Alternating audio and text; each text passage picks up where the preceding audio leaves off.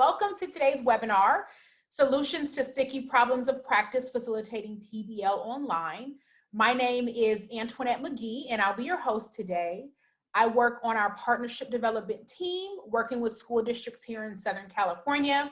I live here in Long Beach, California, and I'm as excited about hosting this session today. You know, we know that this is a difficult time and everyone's really trying to juggle multiple roles right now. So we really designed this webinar with you in mind. This session is highly interactive with 2 breakout sessions. And our main goal is really to provide you with resources to help in real time with your students. So let me introduce our webinar team today. Our guest presenters are none other than Rich Dixon, our Director of Online Learning and IT, and Chris Walfogel, our Director of District and School Leadership. And Christy Wagner is our researcher, and she will be our tech facilitator for the day. So if you have any technical issues or any questions, go ahead and pose those in the chat box. All right, so here at PBLWorks, and many of you know us as the Buck Institute for Education, we are a California-based nonprofit located in Novato, California in Marin County, and we've been around for 30 years. And our mission is really to build the capacity of K-12 teachers and to help build the capacity of system and school leaders to help them design and facilitate quality project-based learning. And why is our exclusive focus project-based learning? Well, because we believe it works. We believe that PBL is really transformative for all kids. And we believe that it advances educational equity and empowers youth furthest from opportunity, which really aligns to our vision. And that we believe all students, no matter where they live or what their background, should have access to quality project-based learning to really help deepen their learning and help them achieve success in college, career, and life. So now that you know a little bit about us and who we are, we want to learn a little bit about you. So we're going to ask you to use that chat feature at the bottom of your screen in your Zoom toolbar. Tell us your name, your role, your organization, and what city and state you are joining us from today.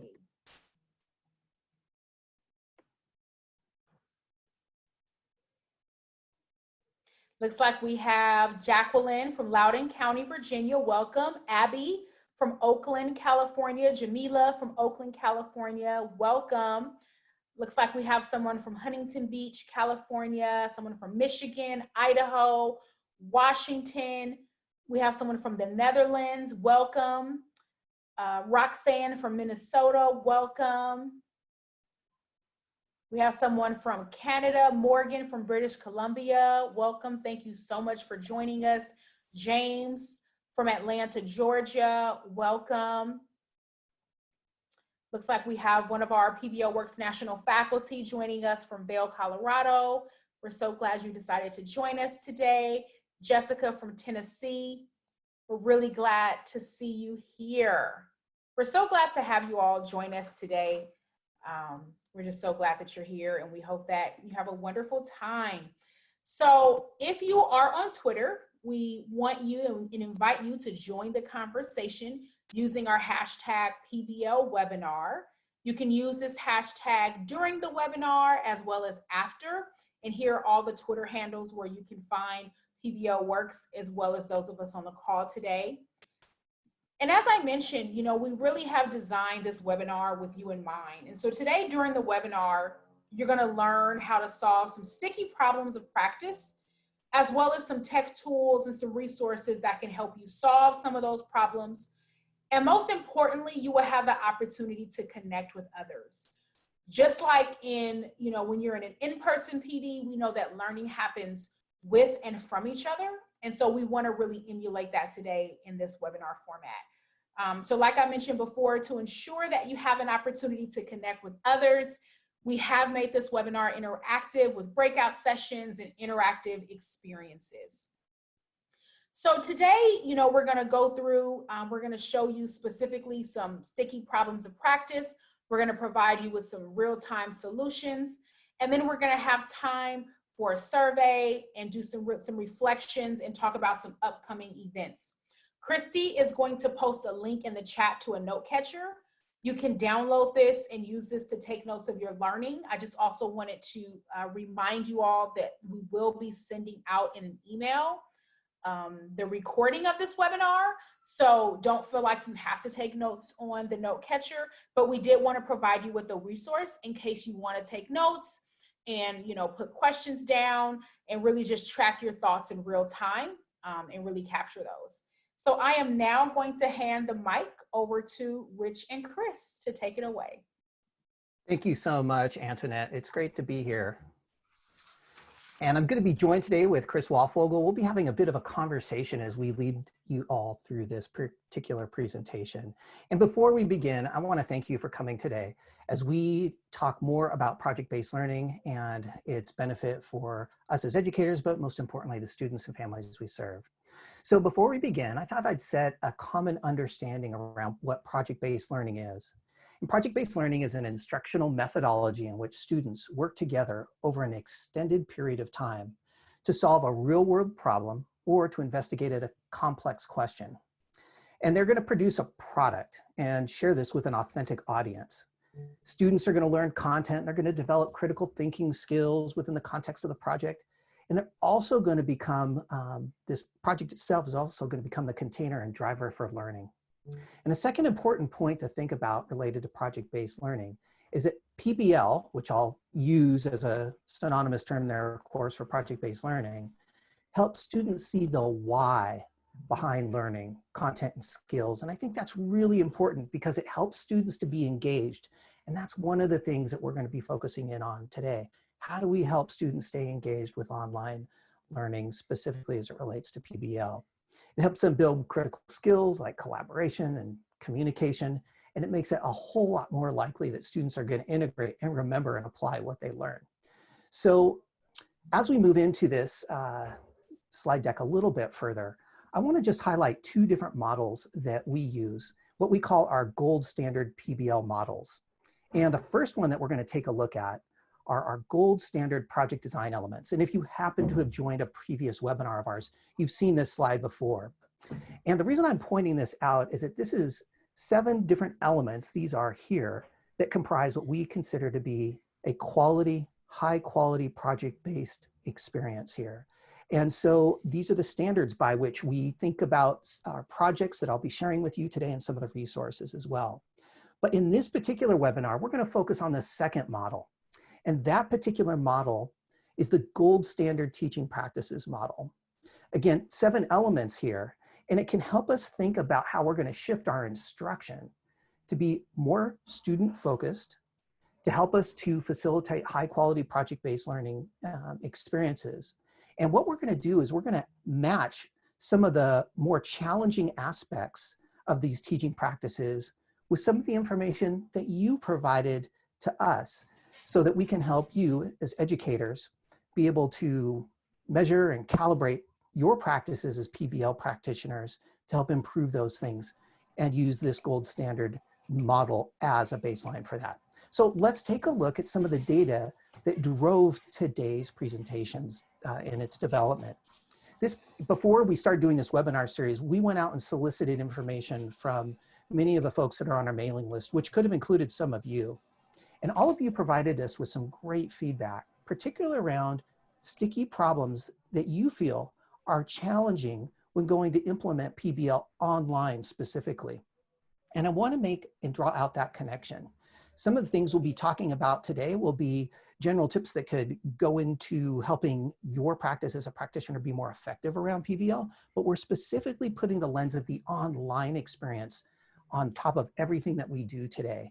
And so it's with that in mind that we focused on 4 particular problems. So let's dive in and take a closer look at those. So in this presentation, I'm going to focus on the top 4 again that were identified in that particular survey that went out. And we're going to go in a little different order than what you see here. We're kind of going to leave, I think, the stickiest problem, which is that student engagement piece, for the very end. So make sure to stick with us throughout this. But we're going to be talking about not only keeping students engaged online, but helping us start with finding meaningful, relevant project ideas, then moving on to creating an online learner-centered environment, for student independence and growth. And then finally, the fourth and final practice that we'll really hone in on is supporting individual students based on learning needs. And what we're going to do is we're going to overlay those teacher practices and match those with the teaching practices for project-based learning and the gold standard model that I just showed. And so with that, let's dive in and specifically focus on finding meaningful and relevant project ideas and tackle that sticky problem. And so Chris, could you help us match that and define back on that project-based teaching gold standard model where this might connect and how these two things intersect together? Absolutely. Hi, friends. Rich. So let's take a look at that. There is a natural connection, obviously, between this challenge of finding meaningful and relevant project ideas and the teaching practice of design and plan. We define this practice as the step that brings a project to life. Teachers generate a project idea that first addresses the student's significant learning outcomes. We always start with that. And then systematically add each one of the 7 elements of gold standard project design. So as teachers are thinking about designing and planning a project online, Rich, obviously this has issues even, and it's challenging even if they're not online, but we're online. So let's speak specifically to that. What are some common challenges that you anticipate they're going to experience? I think there's a couple. I think first and foremost, being able to find projects online that you feel as educators can be something that you facilitate online can be a challenge. We don't necessarily have all the same resources that we would have if we were back in our classroom. When I was a classroom teacher, for example, I always stored a lot of different things away and could pull those out at the right moments. But in an online environment, we're separated from students and we don't have those. So being able to find project ideas online is a really important aspect. And so we're going to show you in this next screen how you can go about finding some of those resources. So we have a set of cost-free resources on my PBLWorks. You can see the website address there, and just as a summary and a highlight and a little bit of a tease of what's to come, any of the resources that we talk about today, we're going to send to you in a follow-up email later this week. Feel free to write them down, but if I happen to say something quickly or you think, oh goodness, I need to go chase down that resource and investigate that now, I would actually ask you to just stay present with the presentation because you're going to get a list of all of these. So on mypblworks.org, there's a free account that you set up there, no cost to you. And underneath projects, in that header, you're going to find 65 different project ideas that are high quality.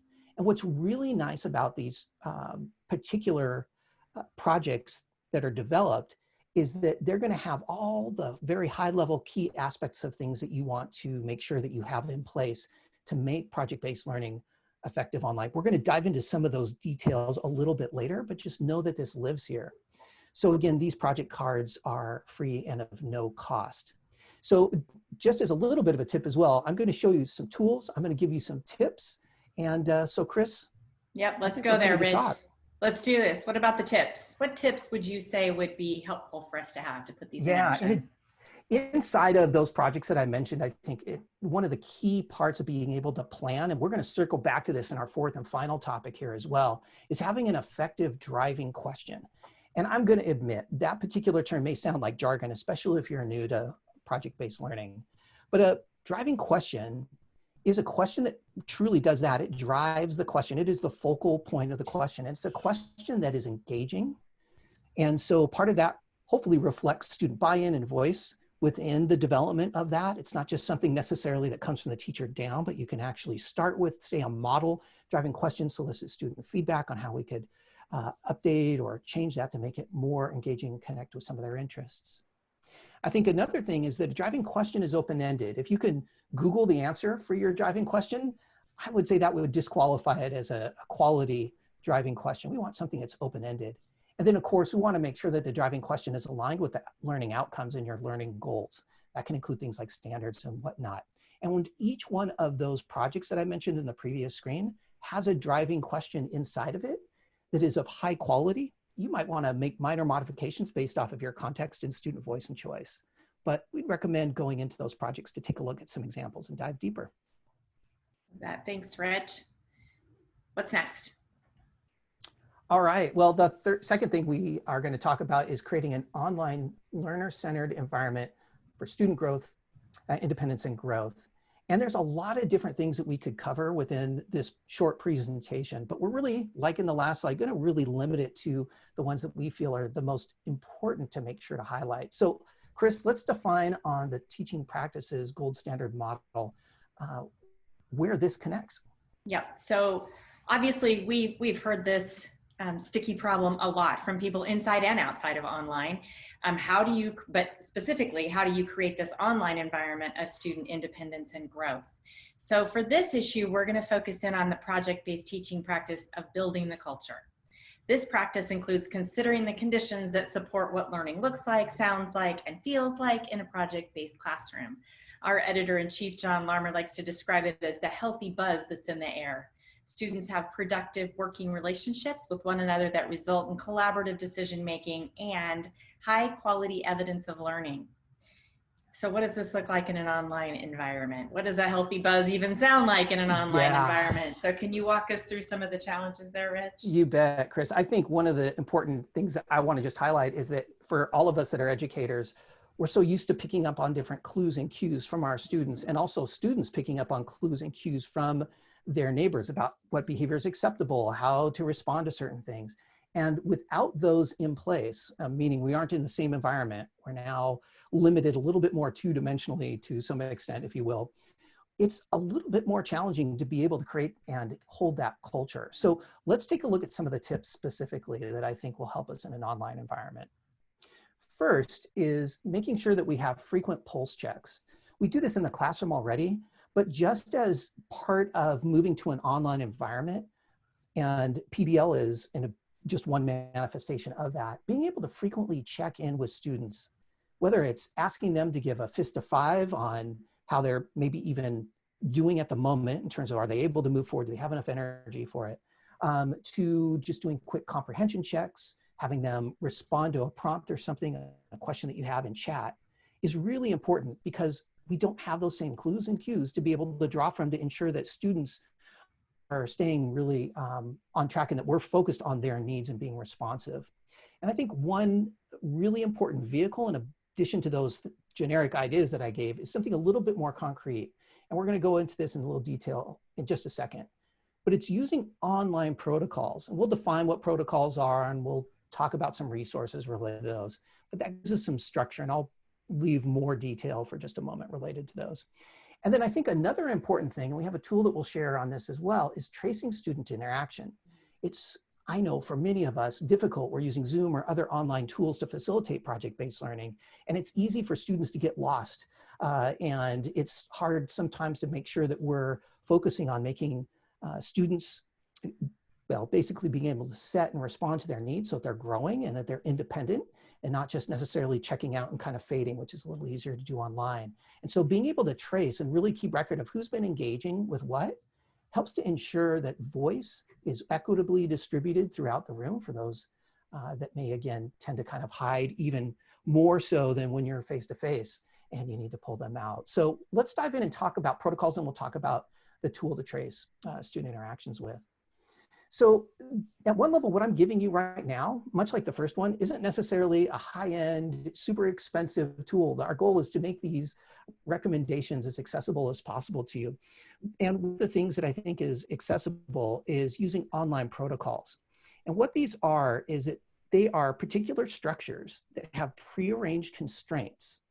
It provides very clear instructions and very clear guidance for students in terms of roles and how they're supposed to engage, listen, take notes, respond, present, think critically, collaborate, and it provides the kind of structure that oftentimes is missing in an online environment.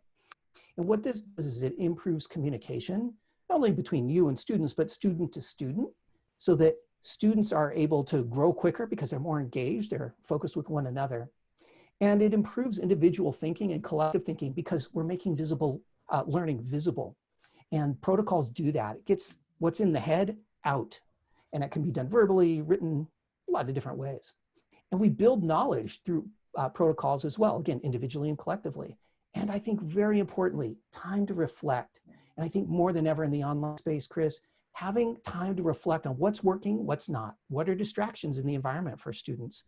What kinds of feedback are teachers not getting that they are used to getting in a face-to-face environment that they need to know now in order to be able to be more student-centered and allow students to grow according to their needs. So let's dive in and take a look at a specific resource to help us get started with that. Here's a couple different things.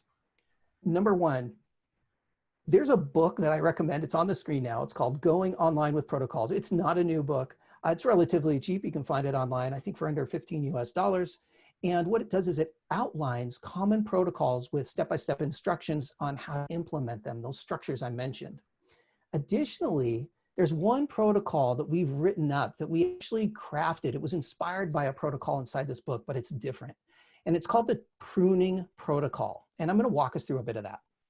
First and foremost, this will be sent to you as a reminder. But what this does is, if you've ever worked with students on project-based learning and ideas start to grow beyond the scope of what might help that project stay on point. Chris, have you ever had that? Happens all the time, yes. Yeah.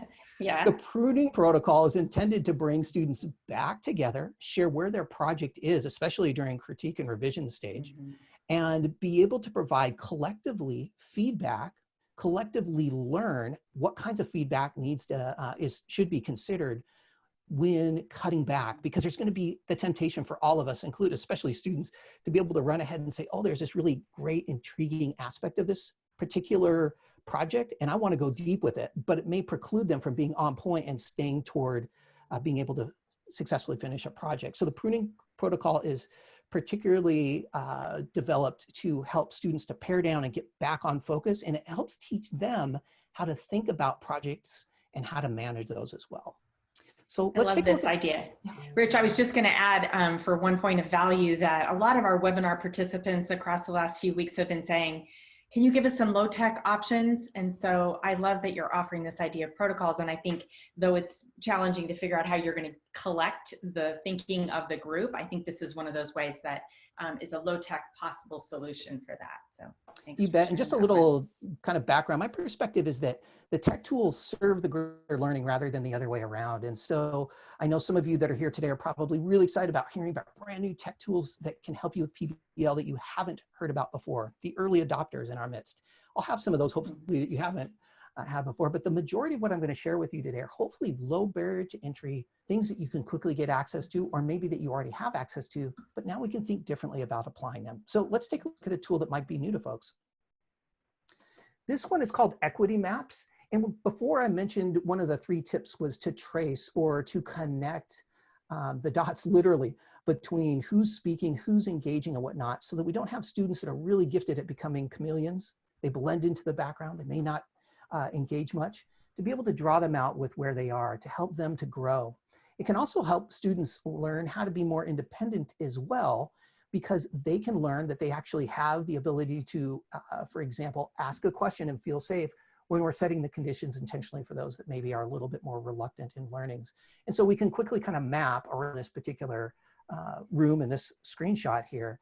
Think of inserting your student name instead of a particular number and letter. I think P is for participant and the number there. But you can personalize it so you can actually keep track through a virtual table who's engaging when, and provide some annotation and notes. And you can get in real-time feedback based off of that, which I think is really great. And there's more to the program just what's here than just connecting the dots. So I encourage you to check that out as well. Awesome. So we are going to go into our first breakout room. Rich and Chris gave us some really great resources and really align things to the design elements. And so we want to give you a chance to kind of unpack that a little. So Christy's going to put us into breakout rooms. You will be assigned at random. When you get into your breakout rooms, we ask that you turn on your audio and video, introduce yourself to your group, and then discuss what tips or tools did you learn about that you will use in your own practice. So you will have 7 minutes in these groups, and we will see you in a few minutes when we come back.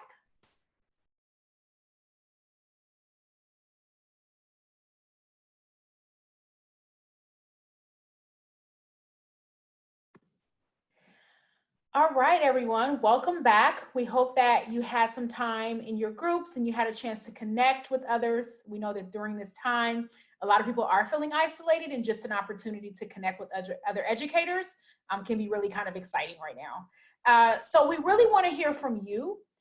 We want to hear what you talked about in your group. And so there is a bit.ly link here to a Padlet. Christy is going to post that link in the chat box. Depending on your version of Zoom, it either will be a hyperlink for you, or you will have to copy and paste it into a new browser window. So we want you to go there to the Padlet and click on the little red circle with a plus white in the middle. And in that open space, just post one aha from your discussion.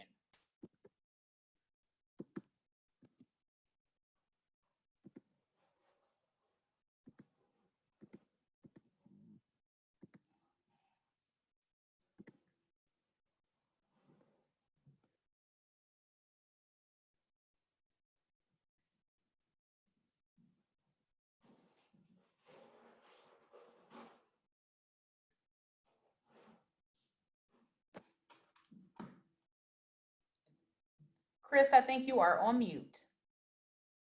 I had so many brilliant things to say behind mute there. I'm actually going to be summarizing some of the comments and things that we're seeing showing up on the Padlet. So love the idea of co-constructing norms and agreements with students. Thanks for that. I'm sure that was a good conversation. Just taking a look here at some of the other things that are coming up, a lot of sort of student-focused kinds of conversations. Look like you all had them during your breakout. Love that. Also talking about some specific kinds of tools. I love that you all had a conversation about kindergarten teachers using those great tools. I'm going to make a guess that maybe my friend, National Faculty Member Sarah Lev might have been in on that conversation, and if not, she has a lot to say about that, that we all learn from. So it looks like there was also some conversations around simplicity. So yeah, thanks for sharing some of those, Rich. I think we'll step back into our conversation. All right, that sounds great. Well, the third area that we're going to take a look at, again, from data that we collected from you that is driving this session, is around supporting individual students based off of learning needs. So, Chris, let's map that right over to the gold standard teaching practices here. All right, sounds good, Rich. So this next sticky problem, supporting individual students, is no simple task. So for us, it, like you said, Rich, maps right back to that teaching practice of scaffolding for student learning. So it's defined best through the lens of an equitable project-based classroom. It requires that regardless of the student's prior learning experiences, their language fluency, their reading level, they will all have the tools, resources, and strategies to be successful. That's the purpose of this teaching practice. So Rich, what are some challenges implementing that practice in an online setting? Yeah, well, let's take a look at that. I think a number of things can be very challenging. First of all, being able to set clear expectations and being able to define that end goal. And I think there's even more importance placed on the need to clearly define what that end goal can look like and should be looking like. And while we want student voice and choice as the center of all of this, we also need to be able to clearly set boundaries as to what success is. And so let's take a look at some tips to address that. So first, going along with that, being able to provide exemplars can be absolutely critical online because, again, students don't have the ability or the luxury to get those clues and cues from one another. They're not going to be able to see and spend time in the same environment for the duration that we normally do face-to-face. And also making sure that when we are maybe doing more didactic or discrete skill building, that we're using visual cues, not just auditory. And I think that's sometimes also something that gets overlooked in the online space, is that visual cues provide and fill in gaps that sometimes voice can't. And that's particularly helpful in meeting the needs of English language learners or others that might have unique learning needs that aren't always attended to by simply just listening, if you will. And so being able to think about multiple modalities is really important there. And then I think this is really key and oftentimes goes underemphasized, and that is being able to provide specific feedback before the end of the project. So formative assessment doesn't just have to be given at the beginning of a project, but oftentimes little touch points all along the way to be able to set discrete skills, but also just check-ins on how the project itself as a whole is going. I know that sometimes it can be very frustrating for students and especially parents when they're receiving feedback about a student's performance. If the only thing that they hear is what happened at the very end and there were problems, the question is naturally, why wasn't there an intervention or help or assistance or a scaffold provided earlier? And that can be directly connected by making sure that the goals and the outcomes are very clear all the way through. And being able to provide that feedback is just one thing. So let's go to another tip here. And I think an important aspect of all of that is helping to co-create project management plans with students. And that can be really critical, especially for students that haven't had a more complex project to go through before. And it's a great way to model skills they're going to need outside of project-based learning. So this involves co-creating an outline of tasks. And so I repeat the word co-creating a lot in here, specifically because we do want to honor and make sure we're tapping student voice and choice. These aren't things that are just handed down from above, but actually helping to model for students what an outline of tasks are, but then also the subtasks. So I'll give you an example.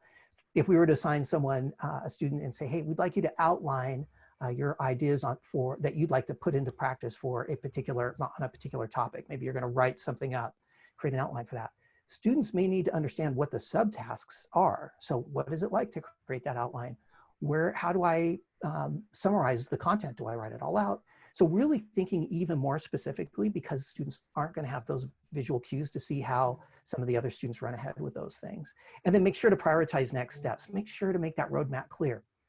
But again, with students' voice and choice. So asking them what they think those next steps are and then helping provide some input.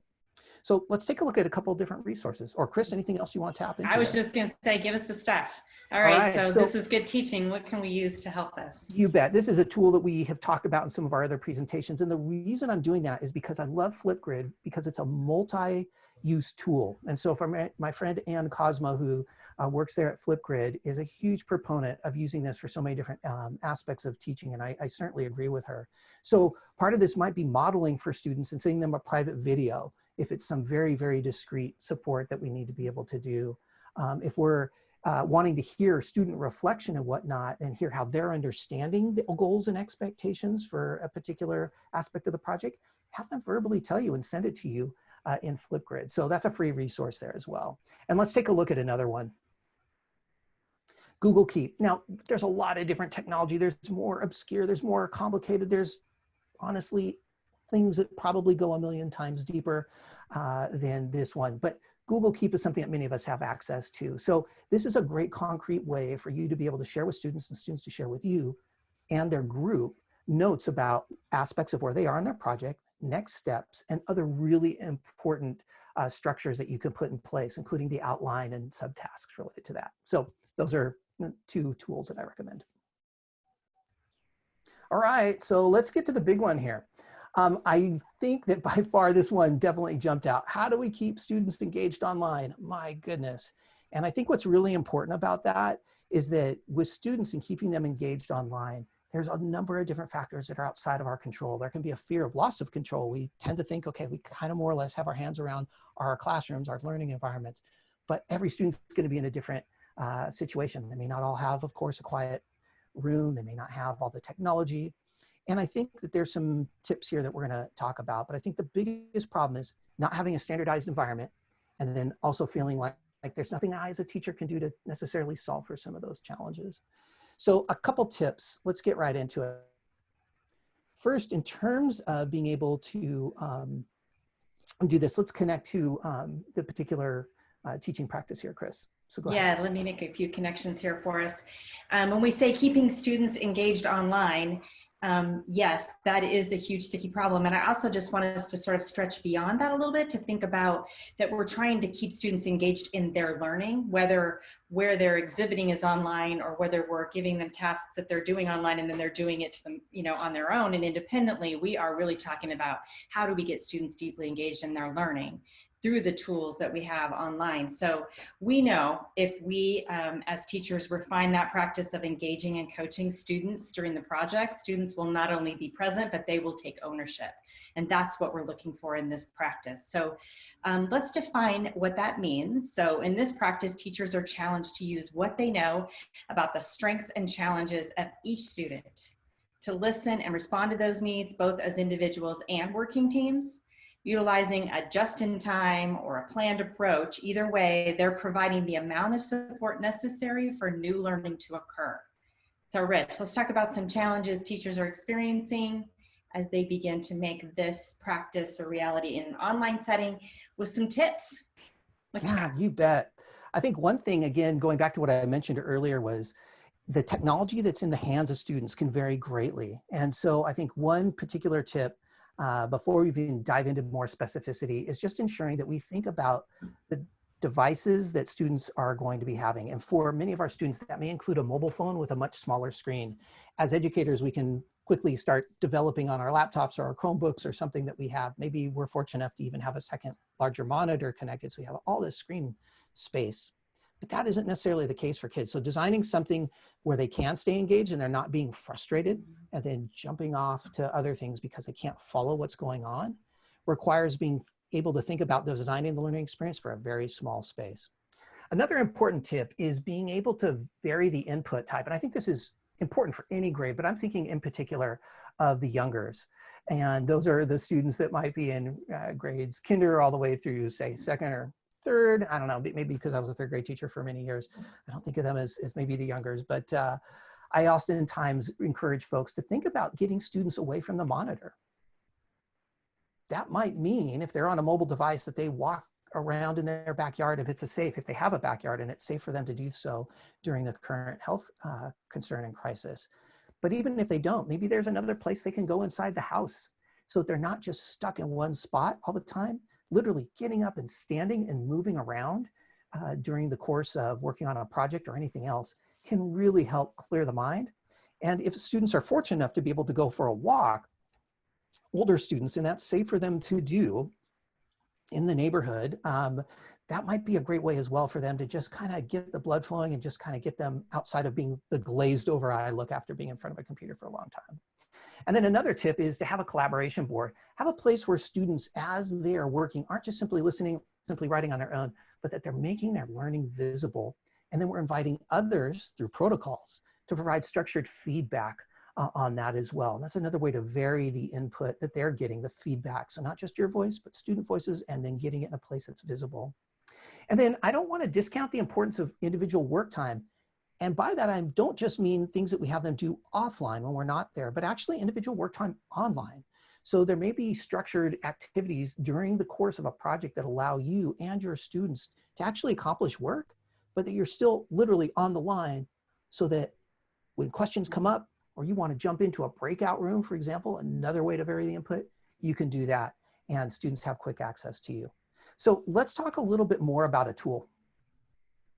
So one of the tools that I think is really important to think about are a set that we'll show you and introduce to you today that may be new to you. But I think it's project management tools, because I believe that when project management tools are in place, it's much more likely students are engaged online. If you follow the through line of this entire presentation, all of these things kind of stack one on top of each other. The driving question we talked about in the very first element is really important.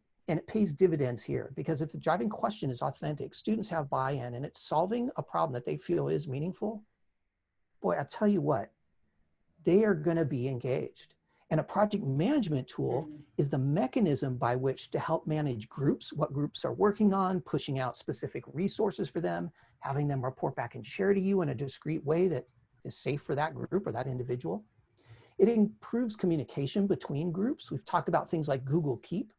In addition to that, the tools I'll share with you now can tap into Google Keep, but it can also allow for many different other types of input to come in.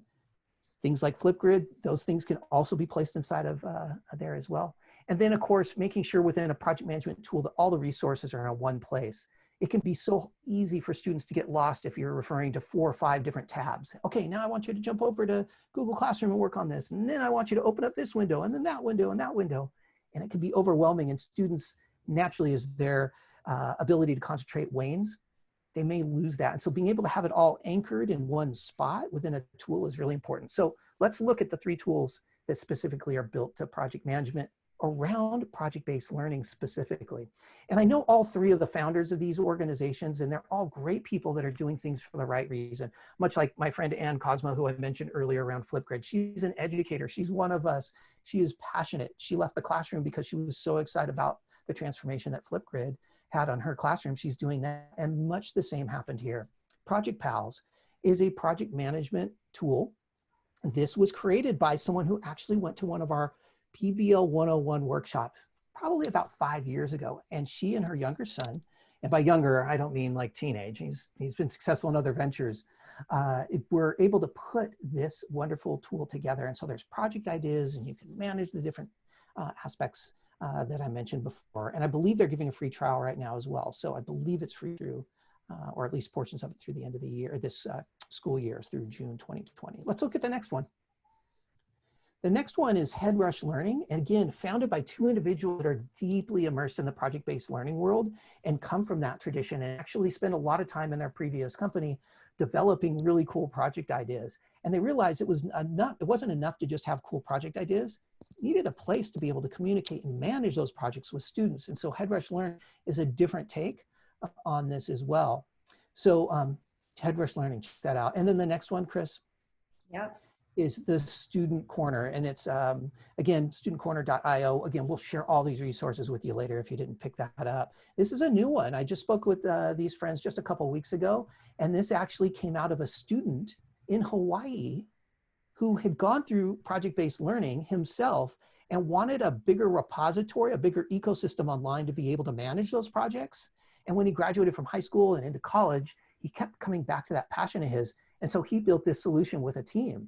And they're adults, they're well-versed in technology and other things, but it's really neat to see that all 3 of these tools were created by folks that are deeply immersed as practitioners or formerly students that have gone through PBL.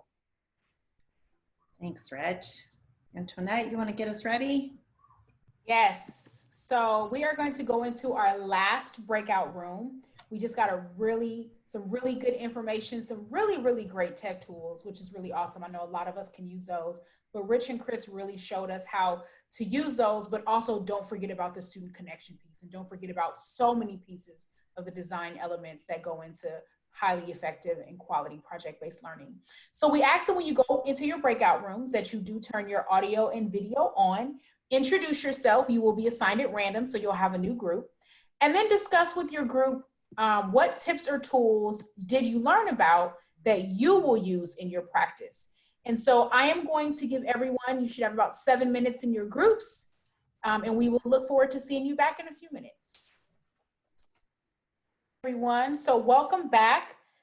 We did want to provide an opportunity to really hear some of your lingering questions. So we do have a bit.ly link here that Christy is going to post in the chat. Again, depending on your Zoom version, you can either click the hyperlink or you can copy and paste it into a new browser. And we just want to hear any lingering questions that you still have. Maybe they came up in your group, or maybe you just have them as an educator yourself, very specific to your population. All right, Rich, I'm going to start firing these questions at you that are coming, but while we're waiting for those to be populated in that Padlet, there were a couple of questions that we want to come back to that were happening in the chat. One of them, I think you can answer pretty quickly, which is, what is the difference between Google Keep and Padlet? Could you speak a little bit to that? Yeah, Google Classroom is great because it's already part of the Google Suite, or what's known as the G Suite, and may already be provided for you.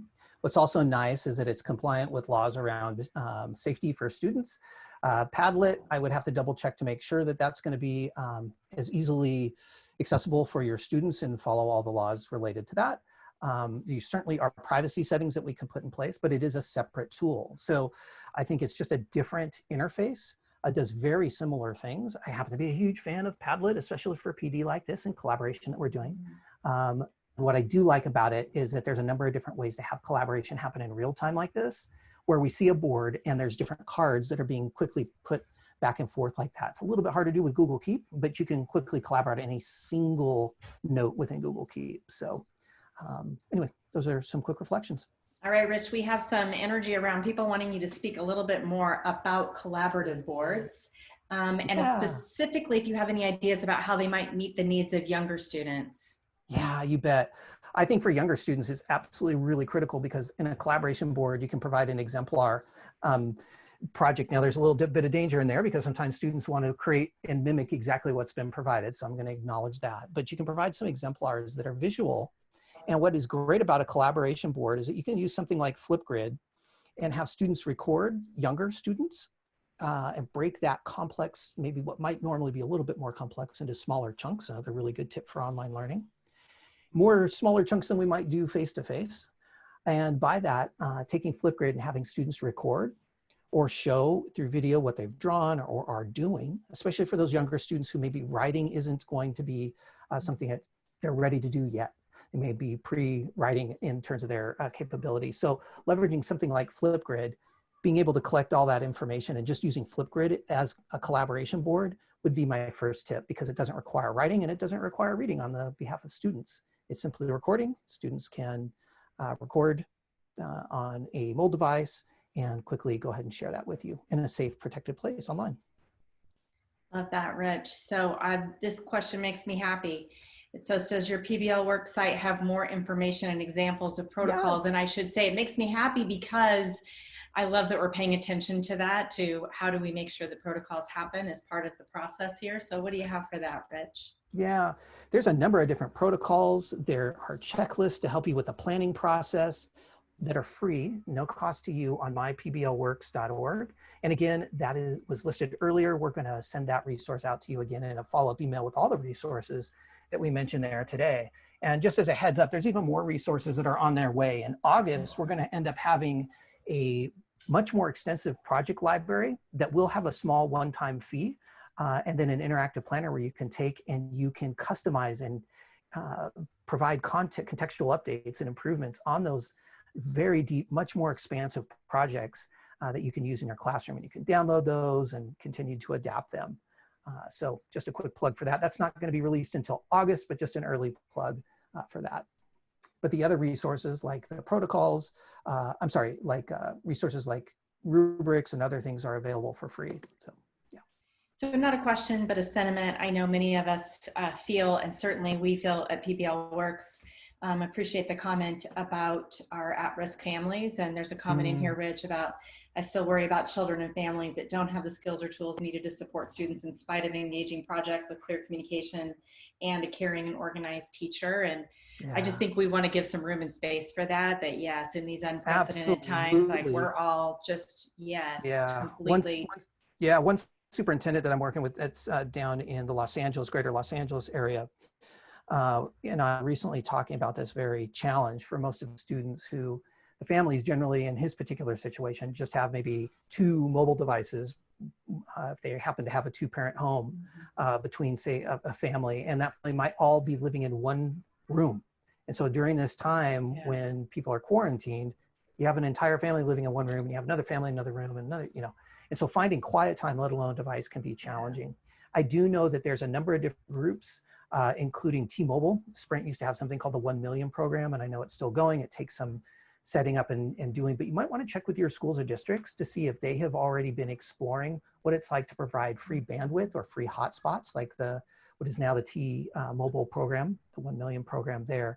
There's others that are like that, that I would recommend that on behalf of your students, if you know that you have students that don't have connectivity or Wi-Fi, that you reach out to local internet service providers and see what they are doing during this crisis, because many companies, including internet service providers, are making their resources available for free or very low cost for families during this time.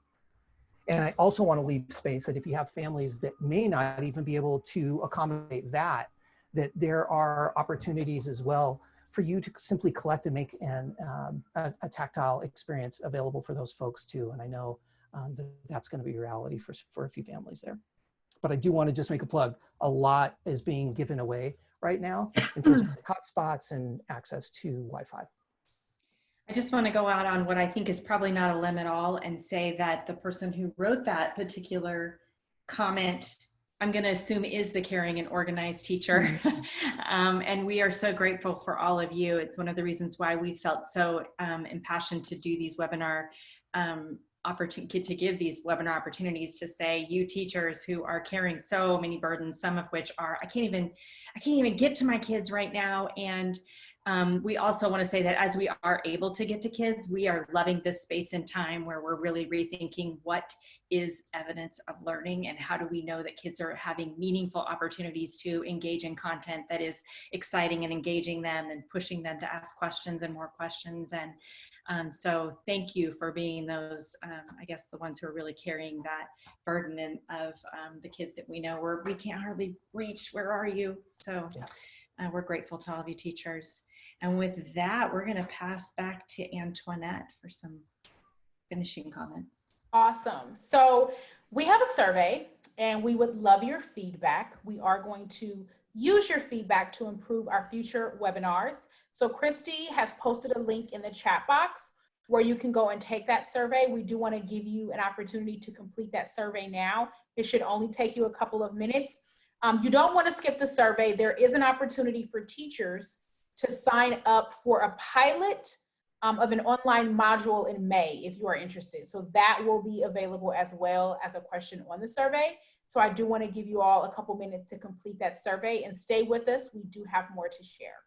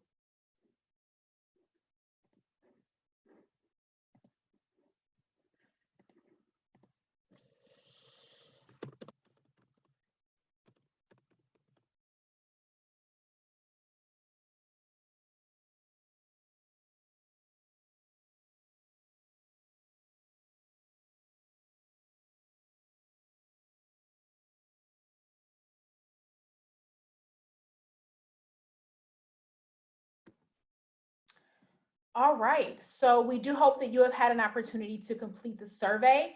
Did just want to make a note, I apologize. The opportunity for the teacher to pilot the online program, we actually already got enough teachers signed up for that from the last survey, so I apologize, that opportunity is gone.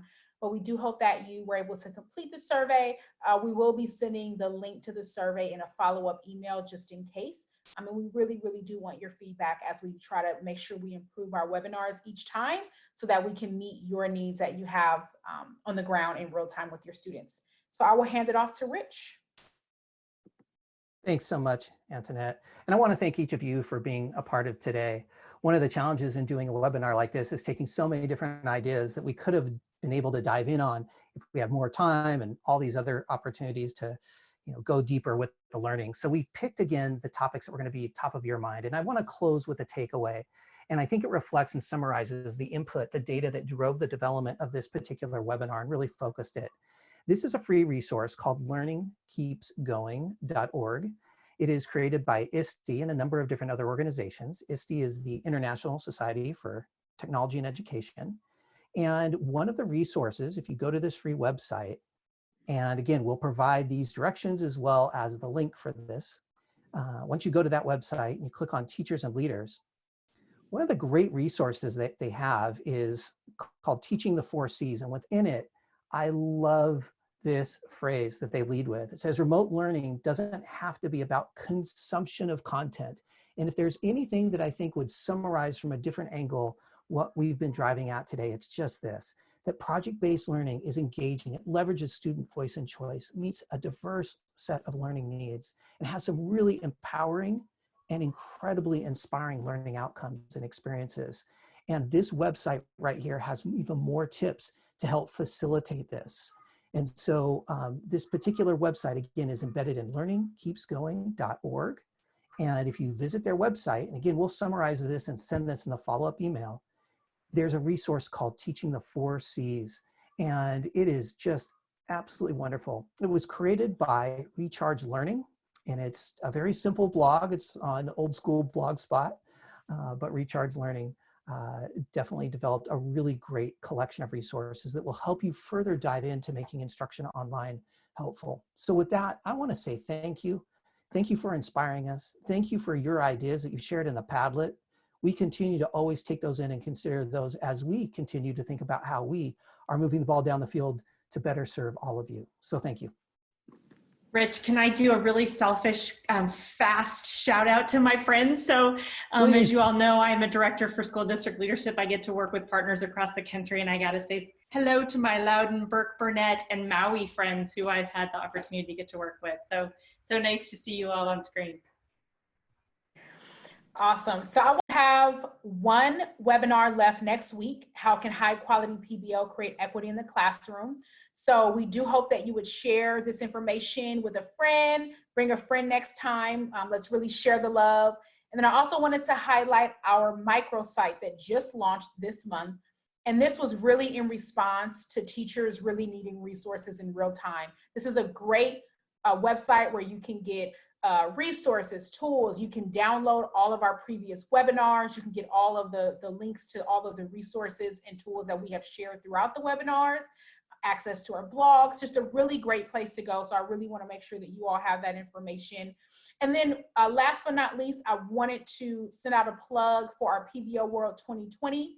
Some of you might have been to PBL World before. That's traditionally in Napa, but we really wanted to make sure that we were still able to bring this amazing event to you. So it will be online this year. We're so excited about this. The first time in the history of PBLWorks that this will be online. It's going to be June 16th through the 18th. And we do have a pre-conference project slice that will be scheduled for June 15th. So please, please get more information about this. Register.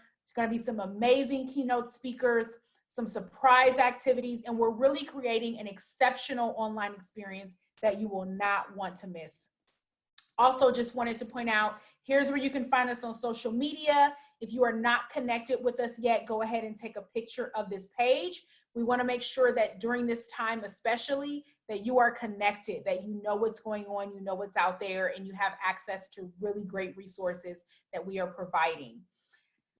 I just want to say thank you so much for joining us today. I had a great time spending my afternoon with you and really learning about, what I can do about some of those stickiest of problems and how I can really keep my kids engaged and what I can do to make sure that they're having an amazing experience online, even though that's not what probably all of us want to be doing right now.